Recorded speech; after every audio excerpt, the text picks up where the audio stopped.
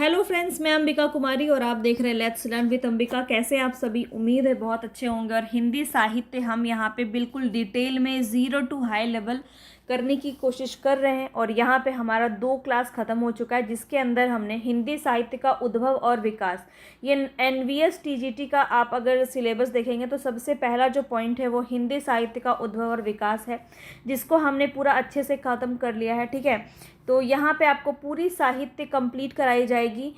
अभी हमने इतिहास ग्रंथों पर चर्चा की सबसे पहले, क्योंकि यहीं से आपका इम्पॉर्टेंट हो जाता है।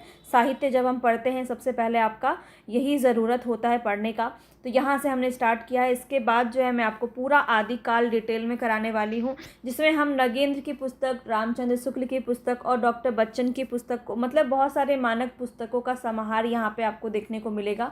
बहुत ही मेहनत से आपके लिए ये नोट्स बनाई जा रही है। तो ये नोट्स अगर आप लेना चाहते हैं तो आपको 299 रुपीज़ लगेगा। ठीक है, 299 रुपीज़ में जितने भी लोग नए हैं मैं एक बार बता देती हूँ, फिर हम आज का क्लास स्टार्ट करेंगे। ठीक है, तो 299 रुपीज़ आपको लगेगा। ये आपको टेलीग्राम पे आप चले जाइए। मेरे टेलीग्राम पे आप जैसे ही ज्वाइन करेंगे आपको एक QR कोड उपलब्ध करा दिया जाएगा।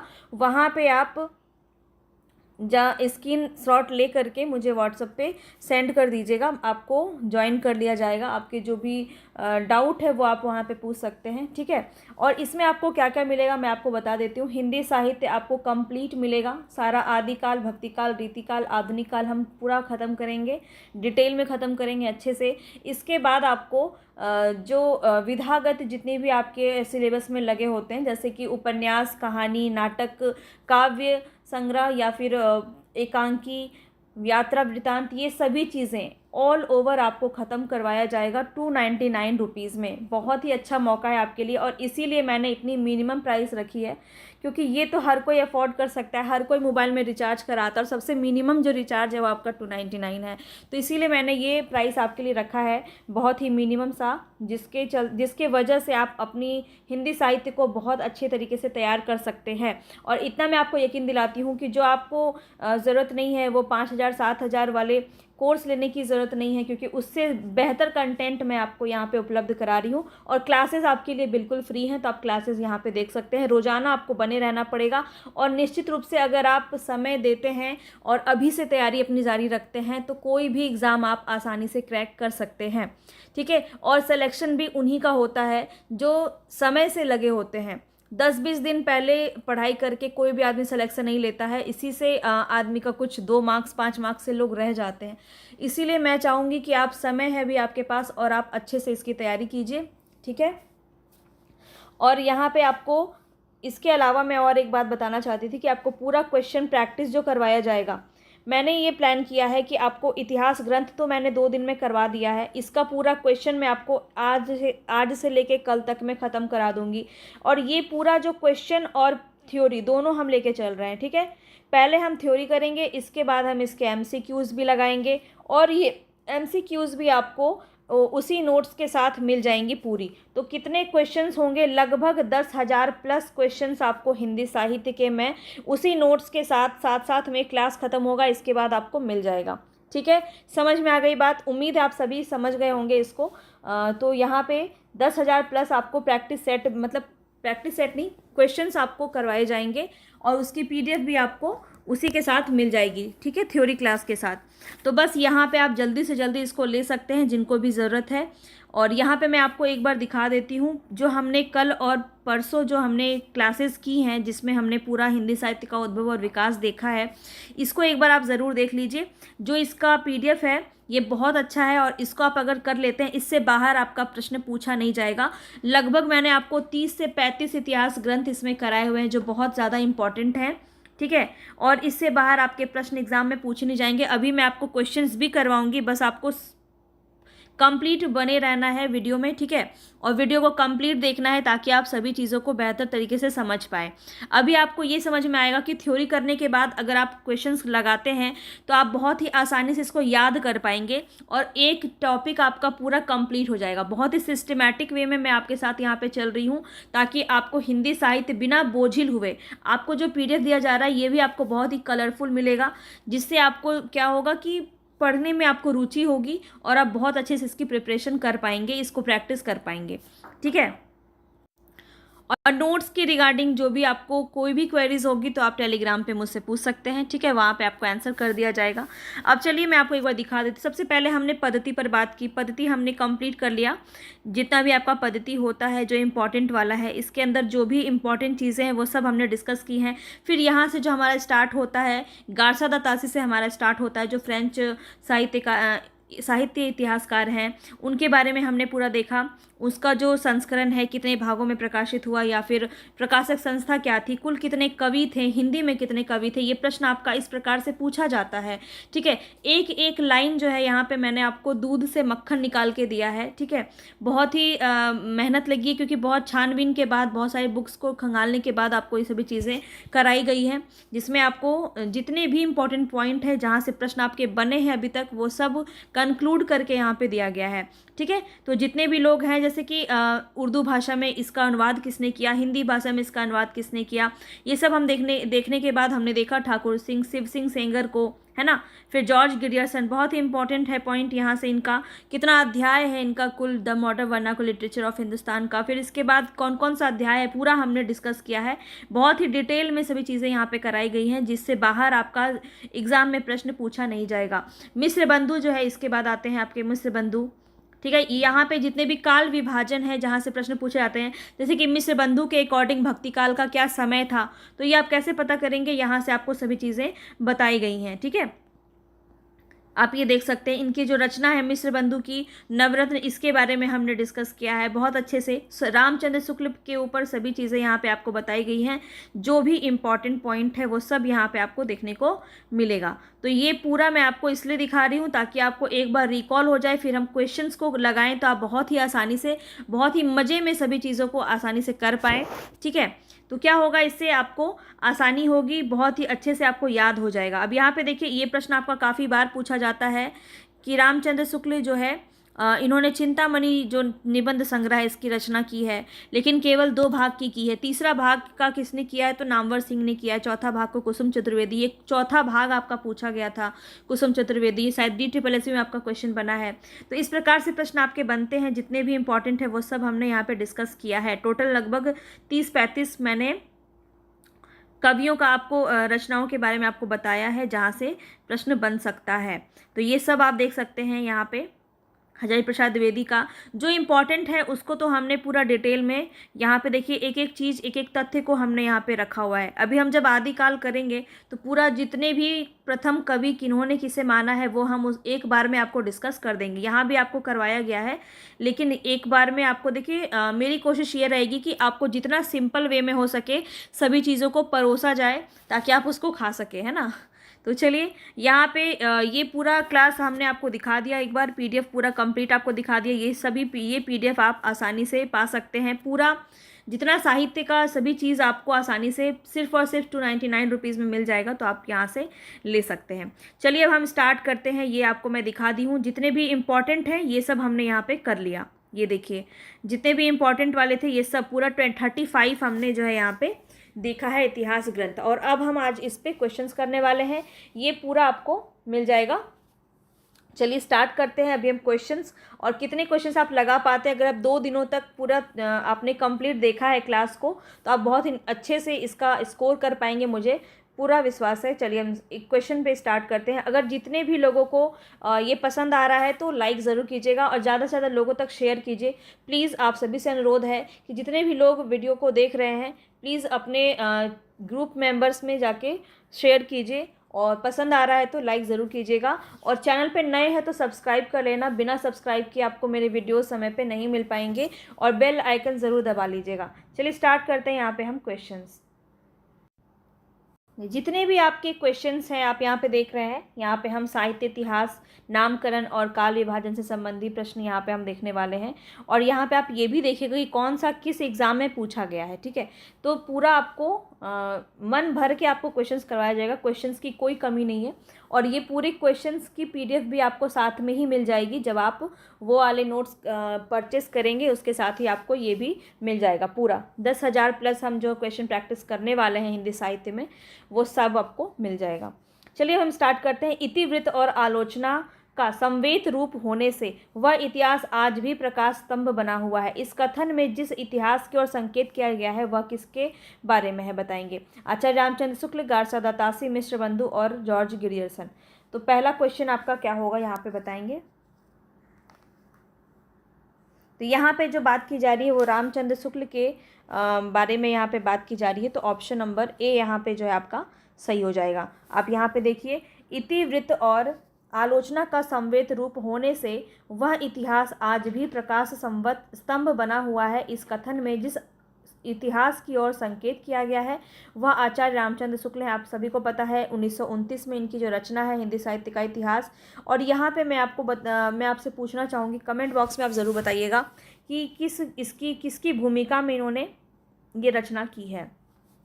सारी बातें आपको डिटेल में मैंने बताई हुई हैं रामचंद्र शुक्ल के ऊपर, ठीक है। तो यहाँ पे आप मुझे इसका आंसर देंगे कमेंट बॉक्स में कि किसकी भूमिका में इन्होंने लिखा है। और एक क्वेश्चन ये भी आपको बताना है कि इसी रचना का संशोधित और परिवर्तित रूप जो है वो कब प्रकाशित हुआ।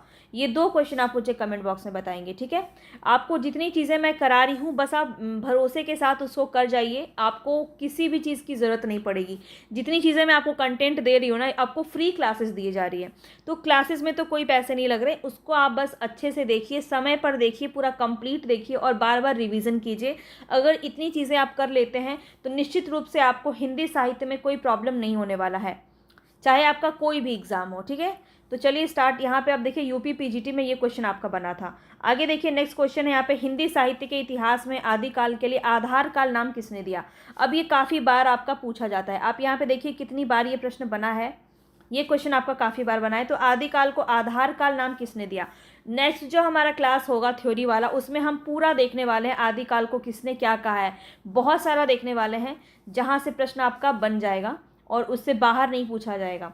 अब देखिए यहाँ पे रामाशंकर शुक्ल रसाल, डॉक्टर श्याम सुंदर दास, चंद्रधर शर्मा गुलेरी या मोहन अवस्थी। तो यहाँ पे सभी को हम देख लेंगे। अब यहाँ पे अगर हम बात करें तो आधार काल किसने कहा है, मोहन अवस्थी ने कहा है, ठीक है। मोहन अवस्थी ने आधार काल कहा है और सुमन राजे भी इनके साथ थी, ठीक है, सुमन राजे। तो ये बात आपको ध्यान रखना है, मोहन अवस्थी और सुमन राजे दोनों ने ही आधार काल नाम कहा है आदिकाल का। अब यहाँ पे आप सभी को एक बार देख लीजिए, जितना भी इम्पॉर्टेंट है। मैं यहाँ पे तो बहुत कम दिया है, मैं आपको बहुत सारा करवाने वाली हूँ, ठीक है। इससे तो 3-4 गुना ज़्यादा ही आपको करवाए जाएंगे, पूरा डिटेल में करवाया जा रहा है आपको। तो क्लासेस में कोई कंटेंट में कोई कमी आपको नहीं दी जाएगी। अब यहाँ पे देखिए तो चारण काल किसने कहा, जॉर्ज ग्रियर्सन ने। आरंभिक काल किसने कहा, मिश्र बंधु ने। बीजवपन काल किसने कहा, महावीर प्रसाद द्विवेदी ने। वीरगाथा काल किसने कहा है, आचार्य रामचंद्र शुक्ल ने। सिद्ध सामंत काल किसने कहा है, राहुल सांकृत्यायन ने। वीर काल किसने कहा है, विश्वनाथ प्रसाद मिश्र ने। संधि काल एवं चारण काल दोनों नाम दिया जाए तब कौन हो जाएंगे, रामकुमार वर्मा हो जाएंगे। आदि काल कहा है हजारी प्रसाद द्विवेदी ने। आधार काल कहा है सुमन राजे और मोहन अवस्थी ने। और जय काल किसने कहा है, रमाशंकर शुक्ल रसाल ने। यहाँ पे तो इतने सारे दिए हैं, आपको और भी करवाए जाएंगे जब मैं आपको थ्योरी करवाऊंगी। चलिए स्टार्ट। यहाँ पे हम आगे देखते हैं। रामचंद्र शुक्ल का साहित्य इतिहास ग्रंथ जो है हिंदी साहित्य का इतिहास नागरिक प्रचारणी सभा से प्रकाशित हिंदी शब्द सागर की भूमिका में किस शीर्षक से ये प्रकाशित हुआ था। ये भी क्वेश्चन, ये भी मैं आपको पॉइंट बता चुकी हूँ। अब आप यहाँ पे बताइए क्या होगा। यहाँ पे हिंदी साहित्य का भूमिका, हिंदी साहित्य की परंपरा, हिंदी साहित्य का अतीत या फिर हिंदी साहित्य का विकास। तो यहाँ पे ये आपको बहुत अच्छे से मैंने करवाया हुआ है। अगर आप पूरा वीडियो आपने देखा होगा तो बहुत ही ईजी लग रहा होगा आपको ये सारे क्वेश्चंस। और यकीन मानिए हिंदी साहित्य में आपको बहुत ही ईजी करवा दूंगी, है ना। आपको बहुत ईजी लगेगा हिंदी साहित्य, और यहाँ से जुड़े कोई भी क्वेश्चंस हो आपको आसानी से आएंगे, क्योंकि ये सभी चीज़ें हम कर चुके हैं। हिंदी साहित्य का विकास, ठीक है। तो डी ऑप्शन यहाँ पे सही हो जाएगा। जो प्रश्न मैंने आपसे पूछा था उसी का आंसर यहाँ पे आपको मिल गया है। अगर आपने देखा होगा तो आप समझ पा रहे होंगे इस चीज़ को। चलिए आगे देखते हैं। नेक्स्ट क्वेश्चन है, a dictionary of English and Hindustani के लेखक कौन है। A dictionary of English and Hindustani के लेखक कौन है। जॉर्ज ग्रियर्सन, विलियम ग्राउंड्स, जॉल क्रिस्टाइल या फिर फ्रेडरिक पिंकार्ट, ठीक है। तो यहाँ पे जो आपका राइट ऑप्शन हो जाएगा वो हो जाएगा जॉन क्रिस्टाइल, ठीक है। जॉन क्रिस्टाइल, सी ऑप्शन यहाँ पे आपका सही हो जाएगा। यूपी टीजीटी में पूछा गया प्रश्न है आपका, तो ध्यान रखेंगे इसको, यहाँ से प्रश्न आपका बना है। आगे देखिए नेक्स्ट क्वेश्चन है यहाँ पे, निम्न में से कौन सी रचना मिश्र बंधु द्वारा रचित नहीं है। बूंदी वारिस, भारत विनय, पुष्पांजलि, पृथ्वी कल्प। तो यहाँ पे बताएंगे मिश्र बंधु द्वारा रचित कौन सी रचना नहीं है। तो यहाँ पे अगर हम बात करें तो डी ऑप्शन बिल्कुल सही है। पृथ्वी कल्प जो है वो मिश्र बंधु के द्वारा रचित नहीं है। पृथ्वीराज किसकी रचना है? तो गिरजा कुमार माथुर की रचना है। ये बात भी आपको ध्यान में रखना है। और यहाँ पे याद रखिए गिरजा कुमार माथुर बहुत ही इंपॉर्टेंट पर्सनैलिटी है, इनसे प्रश्न आपका पूछा जाता है। जैसे कि नाश और निर्माण, धूप के धान, शिला पंख चमकीले, है ना, यहाँ से ये सब प्रश्न आपके बनते हैं। और ये भी आपका बहुत इंपॉर्टेंट पॉइंट है कि गिरजा कुमार माथुर जो है वो तार सप्तक के कवि हैं। ठीक है, तार सप्तक के कवि है, ये भी आपको याद रखना है। पूरा तार सप्तक मैंने आपको याद करवाया था ना बहुत अच्छे से, जिन्होंने भी वो वाला क्लास देखा होगा पूरा तार सप्तक बहुत अच्छे से आपको रट गया होगा, है ना। चलिए आगे बढ़ते हैं नेक्स्ट क्वेश्चन पे। ये पूरा आपको जो दिख रहा है जितना भी एक्सप्लेनेशन है ये आपको सब PDF में मिल जाएगा। चलिए यहाँ पे अगर हम पूरी चीज़ें डिस्कस करेंगे तो बहुत समय लग जाएगा और क्वेश्चंस हमारे अच्छे से हो नहीं पाएंगे। एशियाटिक सोसाइटी ऑफ बंगाल की पत्रिका के विशेषांक के रूप में निकलने वाला हिंदी साहित्य का इतिहास कौन सा है? एशियाटिक सोसाइटी ऑफ बंगाल की पत्रिका के विशेषांक के रूप में निकलने वाला हिंदी साहित्य का इतिहास कौन सा है? जितनी भी चीज़ें हैं आपको क्वेश्चन के माध्यम से कंप्लीट करवा दी जाएंगी, कुछ भी आपका बचेगा नहीं इसके बाद। तो यहाँ पे आपका राइट ऑप्शन क्या हो जाएगा? ऑप्शन नंबर ए सही हो जाएगा यहाँ पे आपका, the modern vernacular literature of Hindustan. ठीक है, और ये किसकी रचना है? जॉर्ज गिरियर्सन की रचना है। ध्यान रखेंगे बहुत ही ज़्यादा इंपॉर्टेंट है। जॉर्ज गिरियर्सन की रचना का हिंदी में किसने जो है बताएंगे आप कि किसने अनुवाद किया है? ठीक है, ट्रांसलेट किसने किया है? किशोरीलाल गुप्त ने या फिर लक्ष्मी सागर वार्ष्णेय ने? ये दो नाम में कन्फ्यूज़न होता है, मुझे आप कमेंट बॉक्स में बताएंगे। चलिए आगे बढ़ते हैं। नेक्स्ट क्वेश्चन है हिंदी काव्य धारा के संग्रहकर्ता इतिहासकार का नाम बताना है। हरप्रसाद शास्त्री, राहुल सांकृत्यायन, शहीदुल्लाह या फिर प्रबोध चंद्र बागची।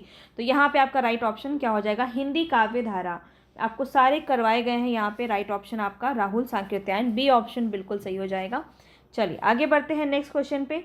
नेक्स्ट क्वेश्चन है यहाँ पे आपका, इनमें से किसने अपने हिंदी साहित्य इतिहास में आदिकाल को संधि काल तथा चारण काल नामक दो उपशीर्षकों में विभाजित किया? तो हमने आपको बताया था कि संधि काल और चारण काल जब दोनों की बात की जाए तो कौन हो जाएंगे? डॉक्टर राम कुमार वर्मा हो जाएंगे। ऑप्शन नंबर सी आपका बिल्कुल सही हो जाएगा। ठीक है, और सिर्फ चारण काल कहा जाएगा तब गिरियर्सन हो जाएगा। बहुत अच्छे से आपको ये सभी बातें पता होंगी, इसको हम देख ही चुके हैं। चलिए आगे बढ़ते हैं। नेक्स्ट क्वेश्चन यहाँ पे है आपका, हिंदी साहित्य का वैज्ञानिक इतिहास के लेखक कौन है? बहुत अच्छे से इसको मैंने आपको याद भी करवाया था कि वैज्ञानिक कौन है। गणेश जी जो है आपके पूरी तरह से वैज्ञानिक है, तो गणपति चंद्र गुप्त, यहाँ पे डी ऑप्शन आपका बिल्कुल सही हो जाएगा। और इसके बारे में आपको सभी बातें बता दी गई है ना, नामवर सिंह, जॉर्ज गिरियर्सन, सभी के यहाँ पे रचना आपको दिए गए हैं। ये सभी चीज़ें हम आपको करवा ही चुके हैं। चलिए आगे बढ़ते हैं। नेक्स्ट क्वेश्चन है यहाँ पे आपका, हिंदी साहित्य का वृहद इतिहास, इस इतिहास ग्रंथ का प्रकाशन किया गया था। ये भी मैंने आपको बहुत अच्छे से बताया हुआ है कि हिंदी साहित्य का वृहद इतिहास का जो है प्रकाशन जो है वो कहाँ से हुआ था। तो बहुत ही अच्छे से आपका राइट ऑप्शन क्या हो जाएगा? ऑप्शन नंबर डी, नागरी प्रचारणी सभा काशी। और यहाँ पे आपको ये भी बताया गया है कि कौन इसके संपादक थे, कौन प्रधान संपादक थे, कौन सा संपादक थे। यहाँ से प्रश्न आपका बनता है, तो पूरा आप अच्छे से देख लीजिएगा कितने खंडों में है। ये सारी बातें हम जो है डिस्कस कर चुके हैं यहाँ पे अपने क्लास के अंदर। आगे बढ़ते हैं। नेक्स्ट क्वेश्चन है, हिंदी साहित्य जगत में मिश्र बंधु नाम से विख्यात लेखकों में कौन शामिल है? अब देखिए आपको मैंने बता रखा है कि मिश्र बंधु टोटल 4 भाई थे, लेकिन जो आपके एक भाई थे वो वासुदेव बिहारी मिश्र, वो रुचि नहीं रखते थे ज़्यादा साहित्य में। तो हम 3 ही मिश्र बंधु जो भ्राता हैं, ये तीनों भाई हैं, बंधु हैं, इनको पढ़ते हैं। कौन है? गणेश बिहारी मिश्र, सुखदेव बिहारी मिश्र, श्याम बिहारी मिश्र। तो यहाँ पे जो आपका राइट ऑप्शन हो जाएगा वो हो जाएगा ऑप्शन नंबर डी। ठीक है, ऑप्शन नंबर डी से जो आएगा गणेश बिहारी मिश्र, श्याम बिहारी मिश्र और सुखदेव बिहारी मिश्र। चलिए आगे बढ़ते हैं नेक्स्ट क्वेश्चन पे। नेक्स्ट क्वेश्चन है यहाँ पे आपका, मिश्र बंधु ने रीतिकाल को क्या नाम दिया है? बताएंगे। मिश्र बंधु ने रीतिकाल को नाम क्या दिया है? श्रृंगार काल, अलंकृत काल, कला काल, रसाल काल। तो यहाँ पे जो है बहुत ही अच्छे से आपको पता होगा मिश्र बंधु ने जो कहा है वो क्या कहा है? अलंकृत काल कहा है। ठीक है, तो ध्यान रखेंगे यहाँ पे जो आपका राइट ऑप्शन हो जाएगा वो क्या हो जाएगा? ऑप्शन नंबर बी आपका सही हो जाएगा। ठीक है, चलिए आगे बढ़ते हैं नेक्स्ट क्वेश्चन पे। हिंदी साहित्य के आदिकाल को सिद्ध सामंत युग नाम दिया है हजारी प्रसाद द्विवेदी ने, डॉक्टर राम कुमार वर्मा ने, शुक्ल ने, या फिर राहुल सांकृत्यायन। तो सिद्ध सामंत काल किसने कहा है? राहुल सांकृत्यायन ने कहा है। देख सकते हैं कितनी बार ये प्रश्न आपका पूछा गया है। यहाँ पे आप देख सकते हैं कितना इंपॉर्टेंट है ये क्वेश्चन आपका, और नामकरण से प्रश्न आपका कितना ज़्यादा पूछा जाता है। यूपी पीसीएस में, यूपी DSSB PGT में प्रश्न पूछा गया है, GIC प्रवक्ता में पूछा गया है, राजस्थान कॉलेज लेक्चर में पूछा गया, UGC नेट में पूछा गया है, यूपी टेट में, यूपी TGT में पूछा गया है, और भी बहुत बार ये प्रश्न आपके बने हैं। चलिए आगे बढ़ते हैं। नेक्स्ट क्वेश्चन है हिंदी साहित्य और संवेदना का विकास। बताएंगे ये किसकी रचना है? राम स्वरूप चतुर्वेदी, श्याम सुंदर दास, डॉक्टर नगेंद्र या रामविलास शर्मा। बताइए आपको सारे ग्रंथ याद हो गए कि नहीं? अभी यहाँ पे आप जितना भी देखेंगे यहाँ पे बहुत अच्छे से आपको समझ में आएगा कि राइट ऑप्शन यहाँ पे आपका ए हो जाएगा, डॉक्टर राम स्वरूप चतुर्वेदी। ठीक है, तो यहाँ पे आपको ध्यान रखना है 1986 ईस्वी में इसकी रचना जो है राम स्वरूप चतुर्वेदी ने की, हिंदी साहित्य और संवेदना का विकास। चलिए आगे बढ़ते हैं नेक्स्ट क्वेश्चन पे। यहाँ पे सारी बातें आपको वैसे दी गई हैं, ये सब मैं आपको करवा चुकी हूँ। हिंदी साहित्य का इतिहास डॉक्टर नगेंद्र द्वारा संपादित है, ये भी आपको ध्यान रखना है, इन्होंने लिखा नहीं है, संपादन किया है। फिर इतिहास दर्शन किसका है? नलिनी विलोचन शर्मा का है। विवेचनात्मक इतिहास किसका है? सूर्यकांत शास्त्री का है। आधुनिक हिंदी साहित्य का इतिहास किसका है? कृष्ण शंकर शुक्ल का है। ठीक है, तो ये सब आपको ध्यान रखना है। इंद्र मदान का है। Modern Hindi literature. फिर दूसरा इतिहास किसका है? डॉक्टर बच्चन सिंह का है। राजस्थान भाषा साहित्य किसका है? मोतीलाल मेनारिया का है। वैज्ञानिक इतिहास किसका है? डॉक्टर गणपति चंद्रगुप्त का। ये सब मैं आपको करवा चुकी हूँ, है ना। और हिंदी साहित्य का आधा इतिहास सुमन राज्य का। हिंदी साहित्य का मौखिक इतिहास नीलाभ का। ये सब हम कर चुके हैं। चलिए आगे बढ़ते हैं नेक्स्ट क्वेश्चन पे।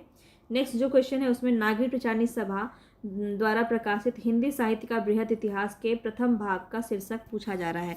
प्रथम भाग का शीर्षक क्या था ये आपको बताना है। तो यहाँ पे जो आपका राइट ऑप्शन हो जाएगा वो हो जाएगा हिंदी साहित्य की पीठिका। ठीक है, हिंदी साहित्य की पीठिका नागरिक प्रचारणी सभा प्रकाशित हिंदी साहित्य का बृहद इतिहास के प्रथम भाग का शीर्षक क्या है? हिंदी साहित्य की पीठिका। ये आपको ध्यान में रखना है। यहाँ पे क्वेश्चन के माध्यम से सभी चीज़ों को कंप्लीट यहाँ पे हम कर लेंगे। ठीक है, तो ये द्वितीय भाग कौन सा? हिंदी भाषा का विकास। प्रथम भाग हिंदी साहित्य की पीठिका। दोनों याद रखिए, यहाँ से प्रश्न आपका बन सकता है। ठीक है, तो हम एक बार इसको देख लेते हैं जो इम्पोर्टेंट है। जैसे कि यहाँ पे देखिए नागरिक प्रचारणी सभा द्वारा प्रकाशित हिंदी साहित्य का बृहद इतिहास के प्रथम भाग का शीर्षक हिंदी साहित्य की पीठिका है। नागरिक प्रचारणी सभा वाराणसी द्वारा प्रकाशन क्षेत्र में पूर्ण की गई 3 सबसे बड़ी परियोजनाओं में हिंदी शब्द सागर, हिंदी शब्दकोश, हिंदी विश्वकोश के साथ हिंदी साहित्य का बृहद इतिहास प्रस्तुत करने की परियोजना भी थी। और 1953 में इसको स्वीकार किया गया। 2 खंड में, टोटल इसमें 16 खंड हैं, आप पढ़े हैं अपने यहाँ पे। फिर साहित्य इतिहास से संबंधित विषयों पर जो है इसके बीच 12 खंड है। फिर तीसरे और 14वें में इतना आपको देखने की जरूरत नहीं है, पर ये याद रखिए कि पहला जो है इसके प्रथम भाग का शीर्षक क्या था? हिंदी साहित्य की पीठिका। और द्वितीय भाग का शीर्षक क्या था? हिंदी भाषा का विकास। ठीक है, तो ये 2 बात आपको याद रखना है। अब यहाँ पे देखिए आपको चुनने के लिए दिया गया है, तो इसको हम देख लेते हैं। हिंदी साहित्य का दूसरा इतिहास, हिंदी साहित्य 20वीं शताब्दी, हिंदी साहित्य का इतिहास और हिंदी साहित्य का आलोचनात्मक इतिहास। तो कौन किसकी रचना है यहाँ पे आपको बताना है। तो देखिए असंगत कथन यहाँ पे चुनना है, तो कौन सा हो जाएगा? 20वीं शताब्दी जो है ये श्याम सुंदर दास की नहीं है, तो ये किसकी है ये भी आपको बताना होगा। नंद दुलारे वाजपेयी की ये रचना है हिंदी साहित्य 20वीं शताब्दी। ठीक है, 1942 ईस्वी में, याद रखेगा। नंद दुलारे वाजपेयी की बात करें तो इनकी प्रमुख कृतियाँ आपको ध्यान में रखनी है। जयशंकर प्रसाद इनकी रचना है, रचना का नाम है 1940 में। आधुनिक साहित्य इन्हीं की रचना है। महाकवि सूरदास भी इन्हीं की रचना है। रस सिद्धांत, इन्होंने आलोचनात्मक जो है कृति यहाँ पे लिखी है। नया साहित्य नए प्रश्न, ये काफ़ी बार पूछा जाता है, इंपॉर्टेंट है। रीति और शैली भी इनकी लिखी गई रचना है। नंद दुलारे वाजपेयी, तो ध्यान रखेंगे। आगे बढ़ते हैं नेक्स्ट क्वेश्चन पे। पीडीएफ को आप आसानी से 4 बार 5 बार अगर रिवीजन करेंगे तो आपको कोई भी क्वेश्चन जो है रट जाएगा बहुत अच्छे से। और जिस प्रकार से आपको चीज़ें करवाई जा रही हैं इसको आप ज़रूर अच्छे से कीजिए। समय पर करेंगे तो आप समय पर ख़त्म कर पाएंगे। और एग्ज़ाम में आपको ऐसे बहुत हड़बड़ बहुत सारे लोग जो है एग्ज़ाम के टाइम पे पूछते हैं मैम अभी हमको पूरा साहित्य करवा दीजिए, तो ऐसा पॉसिबल ही नहीं है, हो ही नहीं पाएगा कि आप अच्छे से पूरा 10 दिन में पूरा साहित्य ख़त्म कर लें। ठीक है, अब देखिए यहाँ पे काल प्रवृत्ति का निर्णय प्राप्त ग्रंथों की संख्या द्वारा नहीं निर्णित हो सकता, बल्कि उस काल की मुख्य प्रेरणादायक वस्तु के आधार पर ही हो सकता है। यह कथन किसका है, ये आपको बताना है। काल प्रवृत्ति का निर्णय प्राप्त ग्रंथों की संख्या द्वारा नहीं निर्णित हो सकता, बल्कि उस काल की मुख्य प्रेरणादायक वस्तु के आधार पर हो सकता है। तो यह जो है ये किसका कथन है, ये आपको बताना है। बहुत ही ज़्यादा इंपॉर्टेंट प्रश्न है। यहाँ पे आपको देखने को जो मिल रहा है, यहाँ पे राइट ऑप्शन आपका हजारी प्रसाद द्विवेदी हो जाएगा, बी ऑप्शन। ठीक है। अब किन्होंने काल विभाजन के बारे में यहाँ पे क्या क्या कहा है, वो सब आपको यहाँ पे देखने को मिल रहा है। इसको आप ध्यान से पढ़ सकते हैं। चलिए अब हम आगे बढ़ रहे हैं नेक्स्ट क्वेश्चन पे। नेक्स्ट क्वेश्चन यहाँ पे है आपका कि कौन सा विवरण जो यहाँ पे दिया गया है वो सही नहीं है। तो देख लेते हैं। गारसादा तासी अपने इतिहास ग्रंथ में कवियों को काल क्रमानुसार प्रस्तुत किया है। मैंने आपको बताया है कि कौन कौन से पद्धति में किसने रचनाएं की हैं, किसने वर्णानुक्रम पद्धति का इस्तेमाल किया है, किसने काल क्रमानुसार। तो ये आपको ध्यान में रखना है कि यहाँ पे कौन सा सही नहीं है वही बताना है। तो आप सभी जानते हैं कि ये वर्णानुक्रम पद्धति में इन्होंने रचनाएं की हैं, तो पहला ही ऑप्शन गलत है, इसीलिए यहाँ पे आपका ए ऑप्शन सही हो जाएगा। पर हम आगे का भी देख लेंगे ताकि सभी चीज़ें आपका रिवाइज हो सके। शिव सिंह सरोज में लगभग 1000 कवियों का जीवन चरित्र उनके कविताओं के उदाहरण सहित प्रस्तुत किया गया है। बिल्कुल सही है, 1000 कवियों का वर्णन इसमें हमने बात की है इसके ऊपर। जॉर्ज ग्रियर्सन के इतिहास ग्रंथ का हिंदी अनुवाद जो है वो हिंदी साहित्य का प्रथम इतिहास शीर्षक से प्रकाशित हुआ, ये भी सही है। और ये किसने किया, ये मुझे आप कमेंट बॉक्स में बताइए। ठीक है, ये अनुवाद हिंदी में इसका अनुवाद किसने किया है, कमेंट बॉक्स में बताइए मुझे। ठीक है, जॉर्ज ग्रियर्सन ने कवियों और लेखकों को काल क्रमानुसार वर्गीकृत किया, तो ये भी आपका सही है। इसने भी सबसे पहले जो है वो जॉर्ज ग्रियर्सन ही थे जिन्होंने काल क्रमानुसार इसको वर्गीकृत किया था, क्योंकि शिव सिंह सेंगर और गारसादा तासी ये दोनों ही जो थे वो वर्णानुक्रम पद्धति में इन्होंने किया था। तो सभी बातें मैं आपको बता ही चुकी हूँ। चलिए आगे बढ़ते हैं। इतिहास का इतिवृत्तात्मक लेखन सबसे प्रथम मिश्र बंधुओं के विनोद में पाया जाता है, यह उक्ति किसकी है, बताएंगे। यहाँ पे जो ये पंक्ति है ये किसकी है, तो ये रामकुमार वर्मा की है, बी ऑप्शन यहाँ पे आपका सही हो जाएगा। चलिए आगे बढ़ते हैं नेक्स्ट क्वेश्चन पे। मिश्र बंधु विनोद के विषय में कौन सा विवरण सही नहीं है, नहीं बताना है आपको। मिश्र बंधु के बारे में हमने पढ़ा है, चलिए हम यहाँ पे देख लेते हैं। तो इसमें अनेक कवि जो अज्ञात थे प्रकाश में लाए गए और साहित्यिक महत्व का मूल्य आंका गया। यहाँ पे आपको कौन सा सही नहीं है वो बताना है। तो ये तो बिल्कुल सही है। इसके प्रथम 3 भाग 1970 विक्रमी संवत यहाँ दिया है, तो कन्फ्यूज़ बिल्कुल भी नहीं होंगे।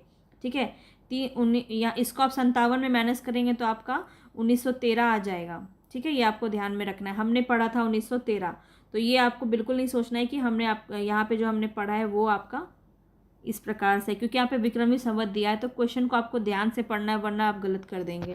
1913 ईस्वी हमने पढ़ा है, यहाँ विक्रमी संवत दिया है तो इसको आप फट से इसमें 57 प्लस कर दीजिए, तो आपका विक्रमी संवत अगर 70 आता है तो आपका सही है, तो बिल्कुल आता है। और चतुर्थ भाग 1991 विक्रमी संवत में प्रकाशित हुआ, तो ये हमारा बिल्कुल सही है, हमने इसको देखा हुआ है। ठीक है, चतुर्थ भाग साहित्य के वर्तमान काल से संबंधित है, ये भी सही है, तीनों सही है।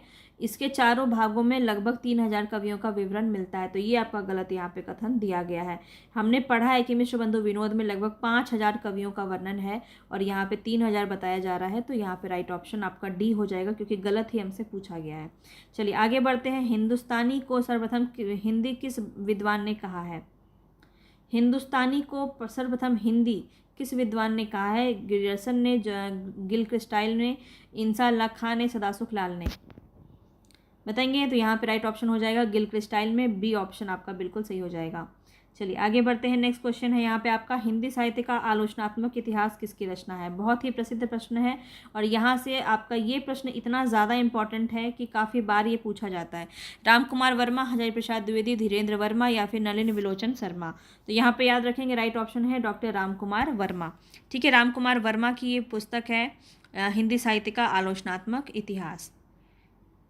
ठीक है, 1905 में इनका जन्म हुआ है और ये भी प्रश्न आपका काफ़ी बार पूछा जाता है, तो ध्यान रखेंगे। इनकी रचना की बात करें तो पृथ्वीराज की आंखें, एकलव्य, रेशमी टाई, वैसे आपको बहुत सारे मैंने कल करवाए थे रामकुमार वर्मा की जितनी भी रचनाएं हैं उनको लेकर के, तो उसको आप ज़रूर एक बार देख लीजिएगा। जितनी भी चीज़ें करवाई हैं उसको ज़रूर से ज़रूर रिवीजन किया कीजिए। रिवीजन करेंगे तो सारे क्वेश्चंस आपके लिए बहुत ही आसान हो जाएंगे। मैं इस्लाम के महत्व को भूल नहीं रहा हूँ, लेकिन जोर देकर कहना चाहता हूँ कि अगर इस्लाम ना आया होता तो भी इस साहित्य का 12 आना वैसा ही होता जो आज है। तो ये एग्जैक्ट मैंने यही कथन आपको लिखवाया था कल, है ना। तो ये भक्ति आंदोलन के संदर्भ में किसका कथन है, तो हमने आपको सभी चीज़ें बताई थी कि रामचंद्र शुक्ल के अगेंस्ट इन्होंने कहा था। वो कौन है, हजारी प्रसाद द्विवेदी। तो यहाँ पे बी ऑप्शन आपका जो है बिल्कुल सही हो जाएगा। ठीक है, चलिए आगे बढ़ते हैं नेक्स्ट क्वेश्चन पे। तो रीति काल को सर्वप्रथम श्रृंगार काल नाम रखने का सुझाव किसने दिया। अब ये जब हम नामकरण देखेंगे तो बहुत अच्छे से इसको हम करने वाले हैं। ठीक है, यहाँ पे आप देखिए कितने ज़्यादा ये क्वेश्चन आपके एग्जाम में पूछे गए हैं। श्रृंगार काल नाम किसने दिया, तो विश्वनाथ प्रसाद मिश्र ने दिया। लेकिन यहाँ पे आपका प्रश्न थोड़ा सा घुमाया है कि सुझाव किसने दिया। तो याद रखना सुझाव कौन दे रहा है, तो यहाँ पे जो आपका राइट ऑप्शन हो जाएगा वो रामचंद्र शुक्ल होना चाहिए। ठीक है, श्रृंगार काल नाम रखने का सुझाव सबसे पहले किसने दिया। लेकिन यहाँ पे क्या है कि जो आयोग है उसने यहाँ पे बी ऑप्शन को करेक्ट माना है, आचार्य विश्वनाथ प्रसाद मिश्र को करेक्ट माना है। लेकिन ये बात आपको ध्यान रखना है कि श्रृंगार काल नाम रखने का सुझाव किसने दिया था, तो रामचंद्र शुक्ल ने दिया था। ठीक है, देखिए यहाँ पे आपको दिया हुआ है, मैं आपको एक बार दिखा देती हूँ। यहाँ पे देखिए नोट दे करके यहाँ पर लिखा है कि आयोग ने इस प्रश्न का उत्तर विश्वनाथ प्रसाद मिश्र को माना है, परंतु आचार्य रामचंद्र शुक्ल ने 1929 ईस्वी में लिखे गए अपने इतिहास ग्रंथ हिंदी साहित्य का इतिहास में कहा है कि रीति काल को यदि कोई श्रृंगार काल कहना चाहे तो कह सकता है। तो इसीलिए जो सुझाव है वो रामचंद्र शुक्ल ने दिया था। ठीक है, तो दोनों तथ्य आपको बता दिया गया है, तो इसको ध्यान में रखेंगे। नेक्स्ट क्वेश्चन जो है आपका, चलिए नेक्स्ट क्वेश्चन की तरफ बढ़ते हैं। नेक्स्ट क्वेश्चन है गारसा दा तासी के इतिहास ग्रंथ इस्तवाल द लिटेरेतुर एंदोई ए हिंदुस्तानी का दूसरा संस्करण कब प्रकाशित हुआ। तो बहुत ही डिटेल में मैंने आपको बताया था कि 2 संस्करण है इनका। पहले संस्कृत में 2 भाग हैं और दूसरे संस्करण में 3 भाग हैं।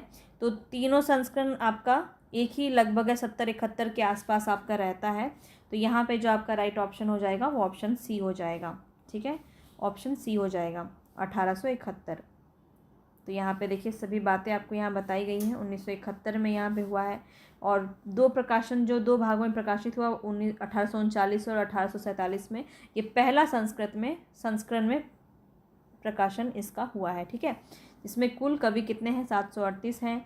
हिंदी के कुल 72 हैं, शेष उर्दू के हैं। कौन है, कितने हैं, कौन कौन से पहले कौन से कवि हैं, फिर अंतिम कौन से कवि, ये सब आपके क्वेश्चन बनते हैं और सब मैंने आपको करवाया हुआ है। तो ध्यान से उसको देखिए आप। चलिए आगे देखते हैं। नेक्स्ट क्वेश्चन है रामचंद्र शुक्ल का हिंदी साहित्य का इतिहास पहले किस ग्रंथ की भूमिका के रूप में छपा था। तो बहुत ही इंपॉर्टेंट क्वेश्चन है। यहाँ पे आपका राइट ऑप्शन क्या हो जाएगा। काफ़ी बार ये प्रश्न हमने डिस्कस किया है। हिंदी शब्द सागर यहाँ पे जो है आपका बिल्कुल सही हो जाएगा। ठीक है, चलिए आगे बढ़ते हैं। यहाँ पे आपको कुछ प्रमुख ग्रंथ दिए गए हैं जिसके बारे में हमने डिस्कस कर लिया है। चलिए आगे बढ़ते हैं। रामचंद्र शुक्ल के अनुसार शिव सिंह सरोज में गिनाए गए ग्रंथ कौन कौन से हैं। देखिए नेट में पूछा गया प्रश्न है ये, और जितने भी देखिए जो भी आपके चीज़ें रह जाएंगी वो हम क्वेश्चन के माध्यम से उसको कंप्लीट कर लेंगे, है ना। तो यहाँ पे जो आपका राइट ऑप्शन हो जाएगा वो हो जाएगा राम सतसई और कड़खा रामायण। कड़खा रामायण और राम सतसई ये दोनों जो है शिव सिंह सरोज में गिनाए गए ग्रंथ में शामिल है। तो ऑप्शन ए यहाँ पे आपका सही हो जाएगा। चलिए आगे बढ़ते हैं। यहाँ पे आपको क्या करना है, सुमेलित करना है। तो पद्मलाल पुन्नालाल बख्शी की रचना कौन सी है, हिंदी साहित्य विमर्श। कहाँ है हिंदी साहित्य विमर्श, ऑप्शन नंबर 2। ऐसे ही ऑप्शन आपको ऑप्शन देखने की आपको ज़रूरत नहीं होगी, बहुत अच्छे से आपको सभी चीज़ें याद हो जाएंगी। अयोध्या सिंह उपाध्याय हरिओद की रचना कौन सी है। तो ध्यान रखिए यहाँ पे जो हो जाएगा हिंदी भाषा और उसके साहित्य का विकास। हिंदी भाषा और उसके साहित्य का विकास। हजारी प्रसाद द्विवेदी जो है इनकी रचना है कौन सी हो जाएगी। हजारी प्रसाद द्विवेदी की 3 रचनाएं हैं, पर यहाँ पे हिंदी साहित्य की भूमिका दिख रही है। तो यहाँ पे पहला वाला ऑप्शन सही हो जाएगा। और राम स्वरूप चतुर्वेदी हिंदी साहित्य संवेदना और विकास। तो इस प्रकार से आप इसको सुमेलित कर सकते हैं। यहाँ पे भी आपको दिया गया है, आप देख सकते हैं। चलिए आगे बढ़ते हैं नेक्स्ट क्वेश्चन पे। नेक्स्ट क्वेश्चन है यहाँ पे आपका हिंदी साहित्य का आदिकाल हिंदी का एक इतिहास ग्रंथ है। इस ग्रंथ के रचनाकार कौन है। हिंदी साहित्य का आदिकाल करवाया गया है इसी क्लास में, अभी आपको बताया गया है। तो हजारी प्रसाद द्विवेदी की 3 रचनाएं आपको ध्यान में रखनी है, उसमें से एक है हिंदी साहित्य का आदिकाल। अब यहाँ पे आप देखिए हिंदी साहित्य का आदिकाल, इसके बाद एक है हिंदी साहित्य उद्भव और विकास, इसके बाद एक है हिंदी साहित्य की भूमिका। ये तीनों आपको याद रखना है। चलिए आगे बढ़ते हैं नेक्स्ट क्वेश्चन पे। नेक्स्ट क्वेश्चन यहाँ पे आपका दिया गया है, राजस्थानी भाषा और साहित्य पुस्तक के लेखक कौन है? तो राजस्थानी भाषा पर बात किन्होंने की थी? मोतीलाल मेनारिया। बी ऑप्शन यहाँ पे आपका सही हो जाएगा। आगे बढ़ते हैं नेक्स्ट क्वेश्चन पे।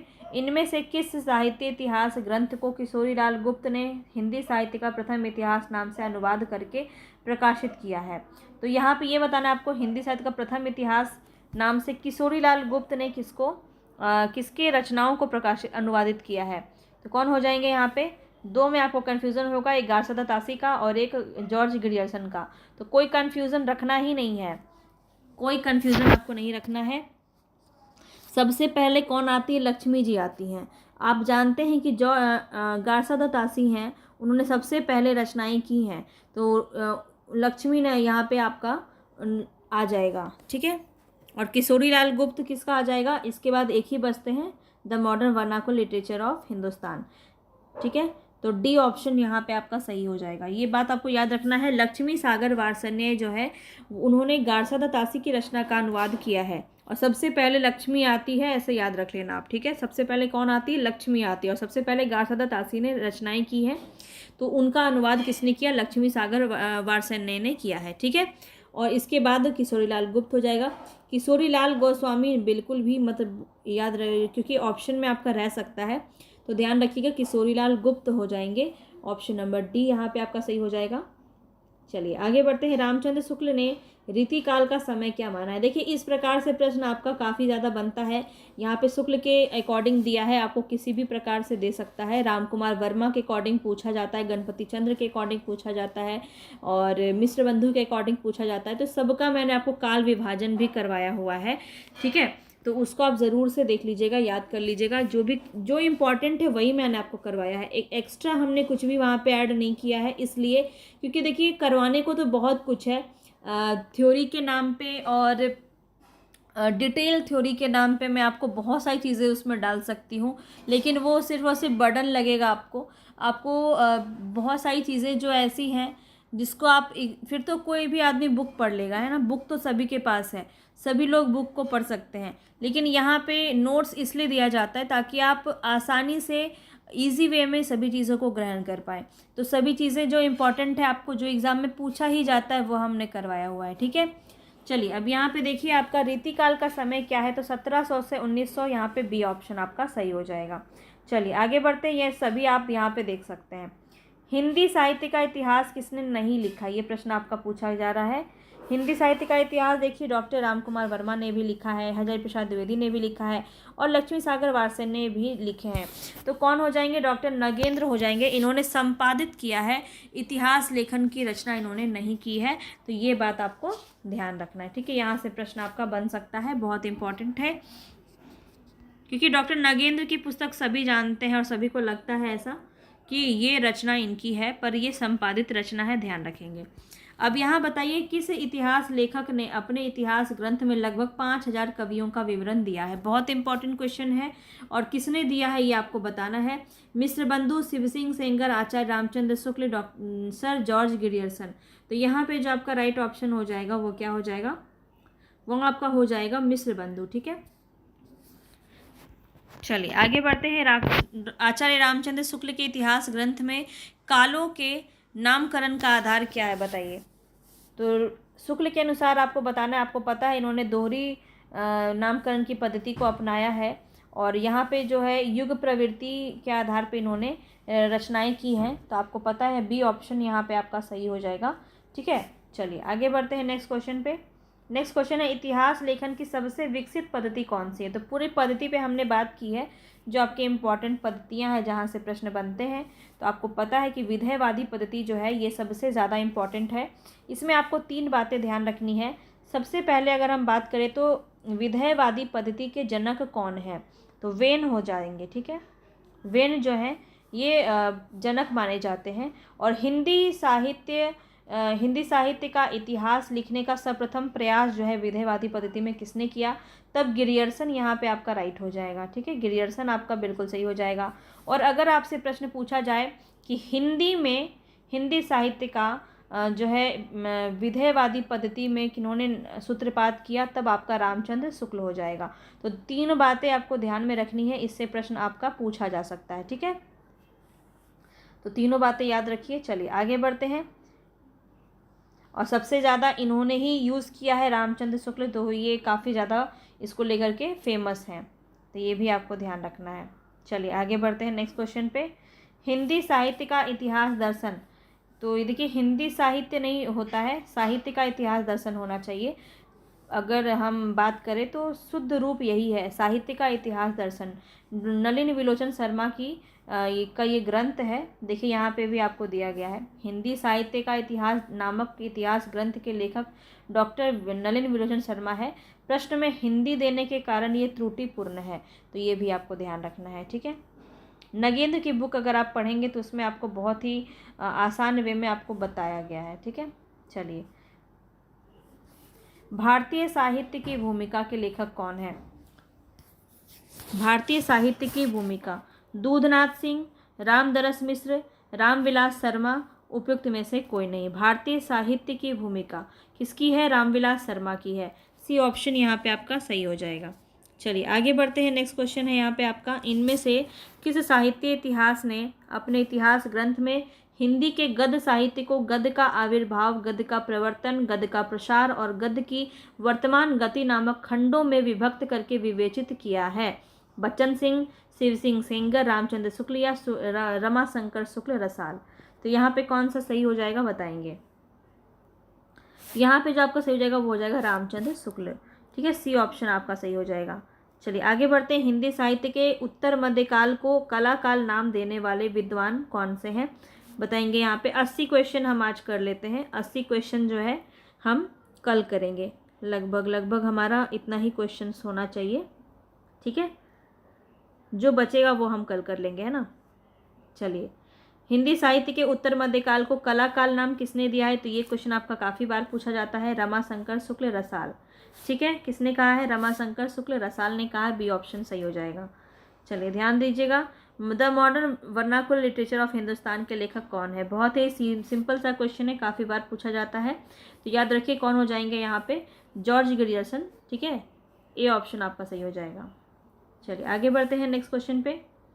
हिंदी साहित्य के इतिहास लेखन की परंपरा का सूत्रपात किया था, किसने किया था ये बताना है आपको। सूत्रपात किसने किया था? गारसादा तासी ने किया था। बी ऑप्शन बिल्कुल सही हो जाएगा। आगे बढ़ते हैं नेक्स्ट क्वेश्चन पे। हिंदी साहित्य के उत्तर मध्यकाल को अलंकृत काल कहने का किन विद्वान ने कहा है? उत्तर मध्यकाल क्या होता है? रीतिकाल। रीतिकाल को ही हम उत्तर मध्यकाल कहते हैं ना। अब यहाँ बताइए रीतिकाल को किन्होंने अलंकृत काल कहा? बहुत ही सिंपल सा है, मिश्र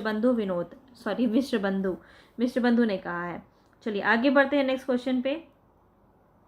नेक्स्ट क्वेश्चन है 693 ईस्वी से मानने वाले साहित्यकार कौन है? ये क्वेश्चन आपको, ये पॉइंट मैंने आपको स्पेशली डाला हुआ था जब हम इसको पढ़ रहे थे।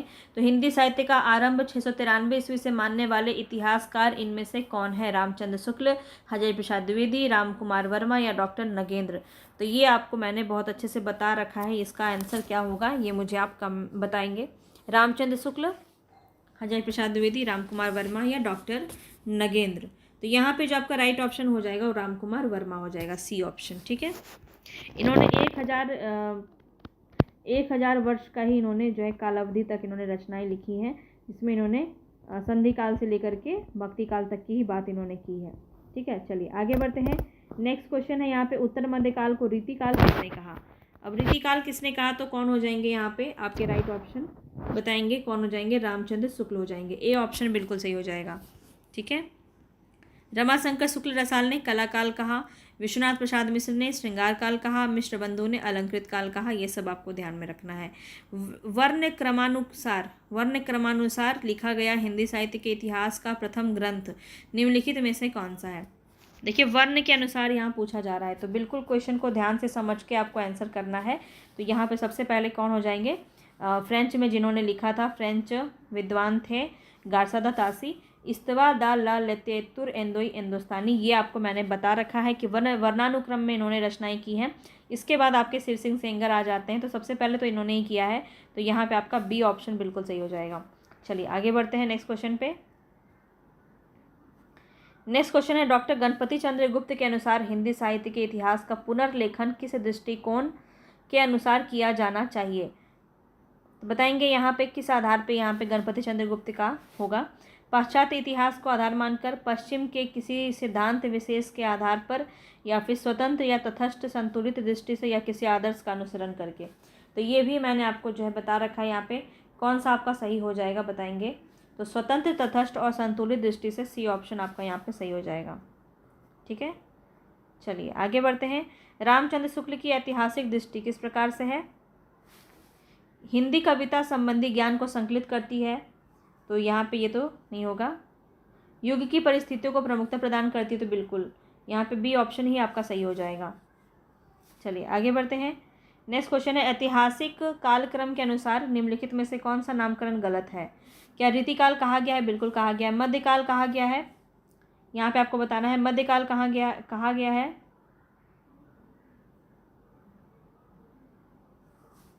ऐतिहासिक नामकरण के अनुसार, कालक्रम के अनुसार बताना है आपको। तो मध्यकाल, आदिकाल, संक्रांति काल। ठीक है, यहाँ पे तो रीतिकाल ए ऑप्शन ही यहाँ पे सही हो जाएगा। रीतिकाल नहीं कहा गया है। ठीक है, आदिकाल, मध्यकाल, मध्यकाल को पूर्व मध्यकाल भी कहा गया है ना, और उत्तर मध्यकाल, ये दो पार्ट में इसको बांटा गया मध्यकाल को, जिसके अंदर आपका पूर्व मध्यकाल आता है और उत्तर मध्यकाल भी आता है, और संक्रांति काल भी आता है। तो ये जब मैं आपको करवाऊंगी इसके बाद ही मैं आपसे पूछ सकती हूँ कि कौन हो जाएंगे। ठीक है, संक्रांति काल, ये बहुत इंपॉर्टेंट है, प्रश्न बन सकता है। चलिए आगे बढ़ते हैं। निम्नलिखित में से किस लेखक ने कालों की रचनाओं की विशेष प्रवृत्ति के अनुसार उसका नामकरण किया है? डॉक्टर राम कुमार वर्मा, शिव सिंह सेंगर, डॉक्टर नगेंद्र या आचार्य रामचंद्र शुक्ल। तो यहाँ पे जो आपका राइट ऑप्शन हो जाएगा वो हो जाएगा आचार्य रामचंद्र शुक्ल। ठीक है, प्रवृत्ति के आधार पर इन्होंने किया है, ध्यान रखेंगे। आगे बढ़ते हैं। नेक्स्ट क्वेश्चन है यहाँ पे, निम्नलिखित में से क्या हिंदी साहित्य इतिहास लेखन का आधार या स्रोत नहीं हो सकता है? तो कौन सा नहीं हो सकता है वो हमें बताना है। तो देख लेते हैं एक बार। तो विभिन्न युगों की आंतरिक और बाह्य परिस्थितियों पर प्रकाश डालने वाली सामग्री, तो ये तो हो सकता है। ये रचनाओं का मौखिक उल्लेख नहीं हो सकता है, बी ऑप्शन आपका सही हो जाएगा। शिलालेख भी हो सकता है, और साहित्यकारों की प्रकाशित या अप्रकाशित रचनाएं भी हो सकती हैं, लेकिन मौखिक उल्लेख अगर कोई कर रहा है तो उसको हम स्रोत या आधार नहीं मान सकते हैं। चलिए आगे बढ़ते हैं। निम्नलिखित में से कौन सी रचना जो है आचार्य हरिहर प्रसाद द्विवेदी की नहीं है? तो तीनों रचना आपको ध्यान में रखना है, कौन सी नहीं है वो बताना है। तो यहाँ पे देख लेते हैं। यहाँ पे अगर हम बात करें हिंदी साहित्य का उद्भव विकास, बिल्कुल इन्हीं की रचना है। भूमिका भी इन्हीं की रचना है। हिंदी साहित्य का आदिकाल भी इन्हीं की रचना है, बी ऑप्शन आपका सही हो जाएगा। हिंदी साहित्य की आलोचना, हिंदी साहित्य की आलोचना किसकी रचना है ये आपको याद रखना है। ठीक है, ये मुझे आप कमेंट बॉक्स में बताइए कि हिंदी साहित्य की आलोचना किसकी रचना है, किसका ग्रंथ है। ठीक है, चलिए आगे बढ़ते हैं नेक्स्ट क्वेश्चन पे। आचार्य रामचंद्र शुक्ल के अनुसार आदिकाल का समय क्या है? तो आपको इनका जो है बहुत इंपॉर्टेंट है ये, और इनका समय आपको बिल्कुल याद रहना चाहिए, टिप्स पे होना चाहिए। तो आपको पता है यहाँ पे 1050 से यहाँ पे 1375, सी ऑप्शन सही हो जाएगा। ठीक है, अगर इसमें पूछा जाए तो इसी में 57 में आप मैनेज कर देंगे तो आपका आ जाएगा। चलिए आगे बढ़ते हैं। इस्तवाल द ललितेतुर एंदो हिंदुस्तानी नामक ग्रंथ किस भाषा में रचित है? जर्मन में, अंग्रेजी में, हिंदी में, फ्रेंच में। तो ये मैं आपको कई बार बता चुकी हूँ, फ्रेंच यहाँ पे आपका बिल्कुल सही हो जाएगा। चलिए आगे बढ़ते हैं। नेक्स्ट क्वेश्चन यहाँ पे आपका, इसमें आपको सुमेलित करना है। तो सिद्ध सामंत काल किसने कहा है? राहुल सांकृत्यायन ने कहा है। चारण काल किसने कहा है? जॉर्ज गिरियर्सन ने कहा है। प्रारंभिक काल किसने कहा है? तो प्रारंभिक काल तो वैसे देखिए गणपति चंद्र गुप्त ने कहा है, लेकिन यहाँ पे गणपति चंद्र गुप्त कहीं है नहीं, तो इसके बाद जो है मिश्र बंधु को कई बार मान लिया जाता है, क्योंकि आरंभिक काल इन्होंने कहा है। ठीक है, और आदिकाल किन्होंने कहा है? तो हरिहर प्रसाद द्विवेदी ने कहा है। तो ऐसे आपको ध्यान रखना है, यहाँ पे आपका राइट ऑप्शन हो जाएगा। चलिए आगे बढ़ते हैं नेक्स्ट क्वेश्चन पे। हिंदी के प्रारंभिक काल को आदिकाल नाम किसने दिया है? तो आदिकाल किसने दिया? हरिहर प्रसाद द्विवेदी। यहाँ पे डी ऑप्शन आपका बिल्कुल सही हो जाएगा। ये सब आप देख सकते हैं। चलिए आगे बढ़ते हैं। ज्ञान राशि के संचित कोश का नाम साहित्य, बहुत इंपॉर्टेंट है, DSSS में पूछा गया क्वेश्चन है ये आपका, और बताएंगे ये किसका कथन है। तो ज्ञान राशि के संचित कोश का नाम साहित्य, ये बहुत ही इंपॉर्टेंट कथन है जो आपके पूछे जाते हैं। तो यहाँ पे आपका राइट ऑप्शन हो जाएगा महावीर प्रसाद द्विवेदी। ठीक है, बी ऑप्शन बिल्कुल सही हो जाएगा। चलिए आगे बढ़ते हैं। हिंदी साहित्य के इतिहास के काल विभाजन करने वाले प्रथम इतिहासकार कौन है? काल विभाजन करने वाले प्रथम इतिहासकार कौन है? George Grierson. ठीक है, काल विभाजन सबसे पहले इन्होंने ही किया, बी ऑप्शन आपका सही हो जाएगा। चलिए यहाँ पे देखिए आपका दिया गया काल विभाजन किस प्रकार से इन्होंने किया, चारण काल, 15वीं सदी का धार्मिक पुनर्जागरण, ये सब मैं आपको करवा चुकी हूँ। टोटल 12 अध्याय हैं, 12वां अध्याय अमान्य है, टोटल 11 अध्याय की बात की जाती है। चलिए आगे बढ़ते हैं। रामचंद्र शुक्ल के वीर गाथा काल को आदिकाल नाम किसने दिया है? महावीर प्रसाद द्विवेदी ने, शांति प्रिय द्विवेदी ने, हजारी प्रसाद द्विवेदी ने, या फिर गणपति चंद्र गुप्त ने? आदिकाल नाम पूछा जा रहा है तो कौन हो जाएंगे? हजारी प्रसाद द्विवेदी हो जाएंगे। सी ऑप्शन बिल्कुल सही हो जाएगा। आगे बढ़ते हैं। नेक्स्ट क्वेश्चन है यहाँ पे, पंडित विश्वनाथ प्रसाद मिश्र के मत से रीतिकाल का नाम श्रृंगार काल होना चाहिए, क्यों होना चाहिए वो आपको बताना है। रीतिकाल नाम रखने से उनके विभाजन का मार्ग बंद हो जाता है। श्रृंगार के अतिरिक्त किसी विषय पर नहीं लिखा गया। सभी कवि कृष्ण राधा के माध्यम से श्रृंगार का वर्णन करते हैं। या फिर श्रृंगार और प्रेम रस ही रीतिकाल की मुख्य विशेषता है, मुख्य विषय है। तो यहाँ पे कौन सा जो है आपका सही हो जाएगा ये आपको बताना है, ठीक है। तो यहाँ पे देखिए आपका जो है कौन सा सही होना चाहिए। यहाँ पे आपका होना चाहिए ऑप्शन नंबर ए सही, ठीक है। रीतिकाल का नाम रखने से उनके विभाजन का मार्ग बंद हो जाएगा, इसीलिए श्रृंगार काल नाम रखा गया, ठीक है, उनके अकॉर्डिंग। तो ए ऑप्शन यहाँ पे बिल्कुल सही हो जाएगा। चलिए आगे बढ़ते हैं नेक्स्ट क्वेश्चन पे। नेक्स्ट क्वेश्चन है यहाँ पे आपका, हिंदी साहित्य 20वीं शताब्दी के रचयिता कौन है? हिंदी साहित्य 20वीं शताब्दी के रचयिता निर्मल जैन, नंद दुलारे वाजपेयी, नामवर सिंह या बच्चन सिंह? 20वीं शताब्दी बता चुकी हूँ, नंद दुलारे वाजपेयी की रचना है, बी ऑप्शन आपका सही हो जाएगा।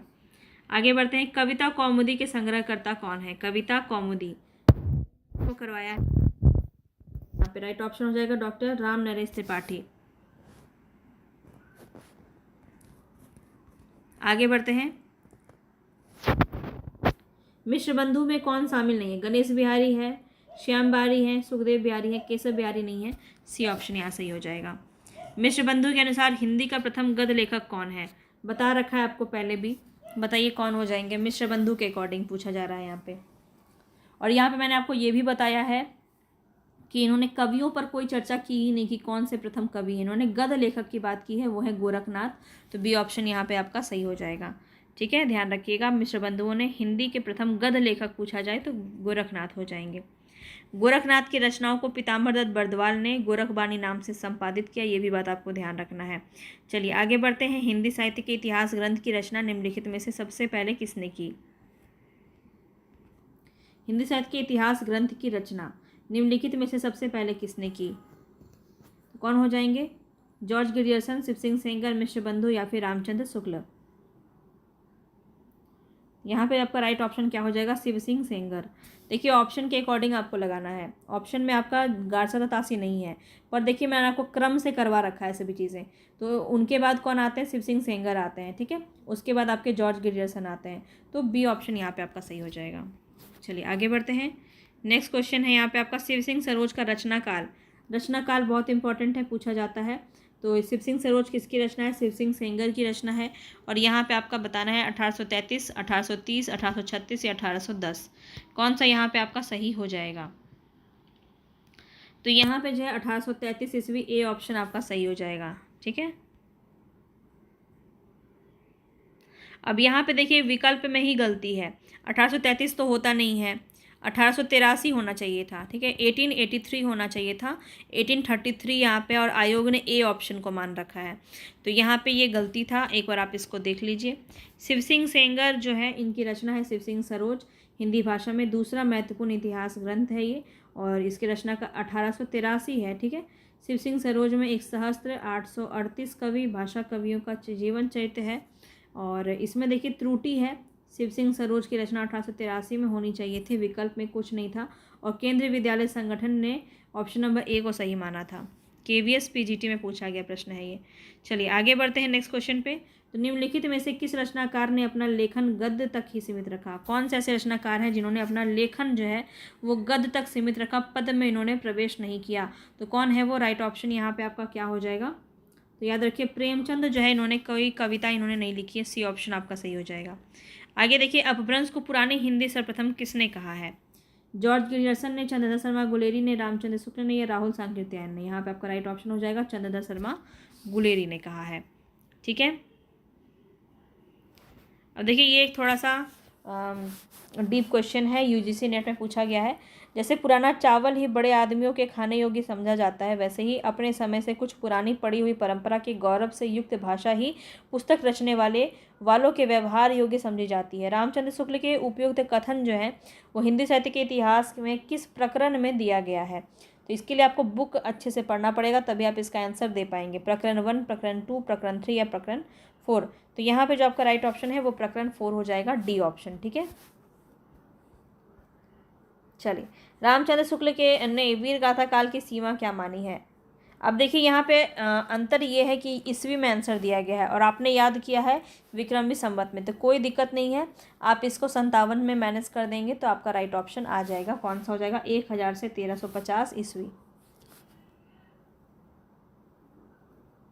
ठीक है,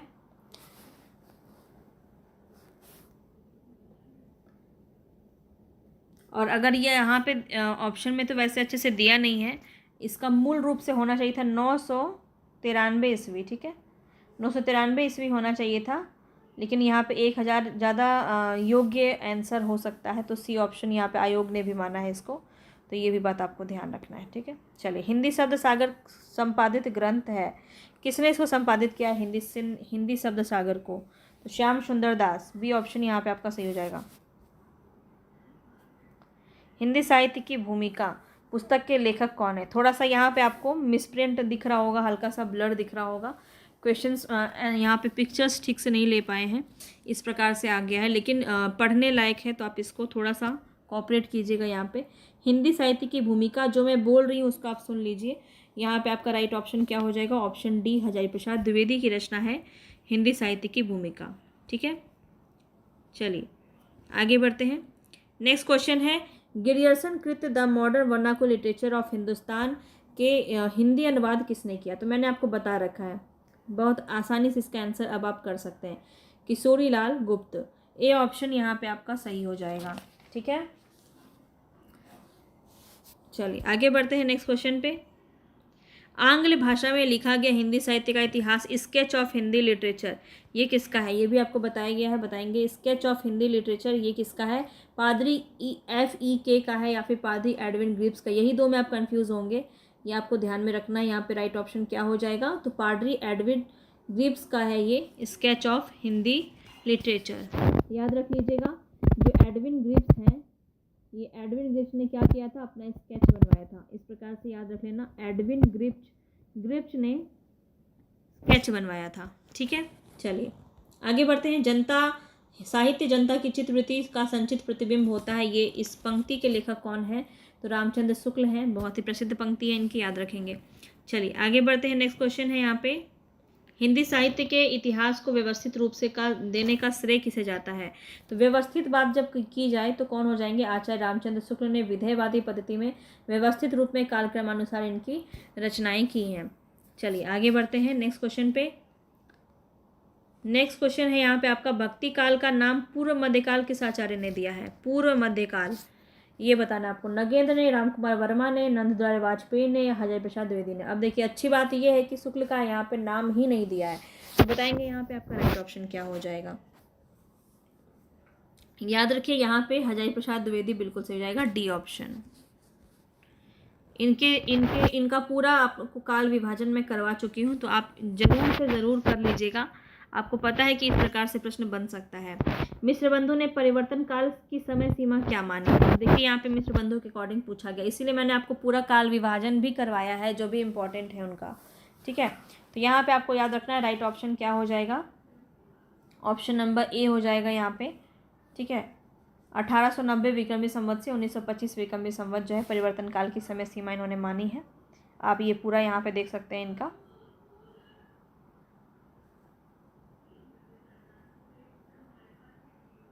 ठीक है, चलिए हिंदी कोविद रत्नमाला के लेखक कौन है? बस ये लास्ट क्वेश्चन है आज का, इसको करके आज हम यहीं पे ख़त्म करेंगे। ठीक है, और कल भी हम लगभग इतने ही क्वेश्चंस करेंगे, कल इससे थोड़ा कम ही होगा मुझे लगता है, शायद 50 क्वेश्चन कल हम करेंगे।